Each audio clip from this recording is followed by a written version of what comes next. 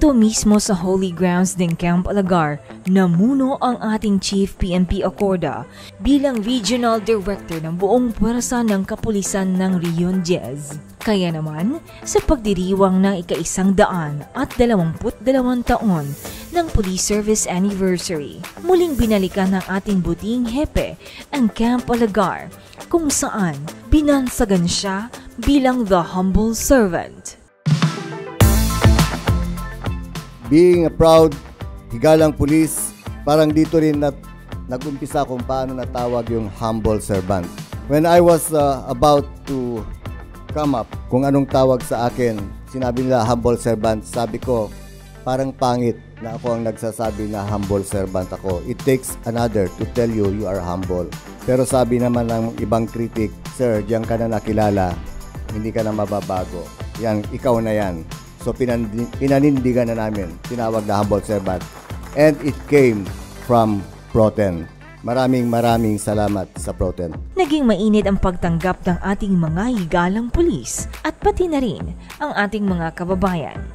Dito sa New Grandstand ng Camp Alagar, sinagawa ang 122nd Police Service Anniversary, kung saan pinarangalan ang kadakilaan at kagalingan ng ating mga Proten personnel, pati na rin ang mga iba pang kawani ng gobyerno, stakeholders at private sectors na walang tigil na sumuporta sa adhikain ng PNP.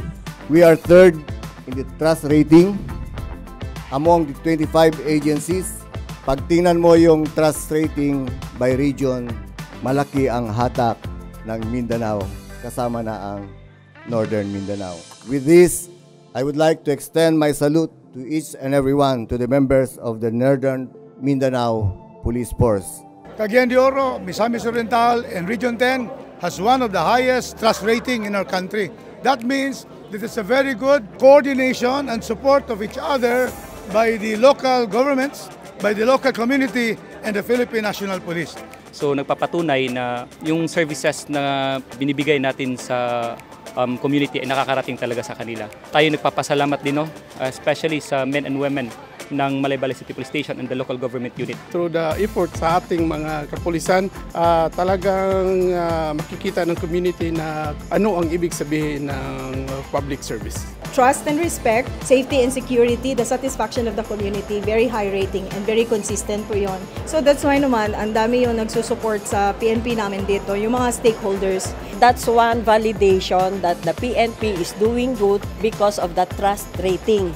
PNP has really done its part in serving the people of Northern Mindanao. We are very happy because the PNP right now are establishing a good relationship with, especially with the LGBT Federation or the LGBT community, who are very susceptible and who are the victims of gender-based crimes. This is a big help for us.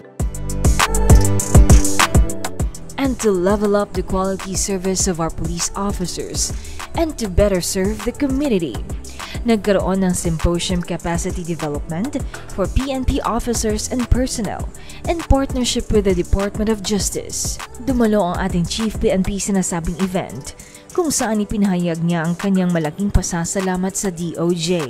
Malaking tulong ito para sa ating mga kapulisan. Kaya naman ang symposium na ito ay magbibigay daan para mas mapagtibay pa ang implementasyon ng justice system sa ating bansa. Taos-puso ang pasasalamat ng ating Chief PNP para sa ating mga kababayan dito sa Region 10 at pati na rin sa ating mga kapulisan. Dito mismo sa tahanan ng ating higalang pulis, na ipamalas niya ang kanyang liderato na mismong nagpatibay sa ugnayan ng ating mga kapulisan at mamamayan. At dito na rin mismo nagsimula ang tagumpay na dala ng serbisyong nagkakaisa. Hope it would be an example to every personnel, PNP personnel. Even though I have a lower rank, but I still achieve what I want to achieve and to help our organization to give a good image. Ito yung araw na we reminisce yung transition from Philippine Constabulary Integrated National Police, at ito na appropriate din natin, pinagmalaki yung ating accomplishment ginawa ng ating kapulisan ng Pro-10. Ako ay nagpapasalamat sa mga men and women ng Team Pro-10. Kasama na dito yung National Support Units. Iyon yung collective efforts natin. So mas lalo pa natin paigtingin yung ating mga trabaho upang sa ganun ay mas gumanda pa ang ating accomplishment.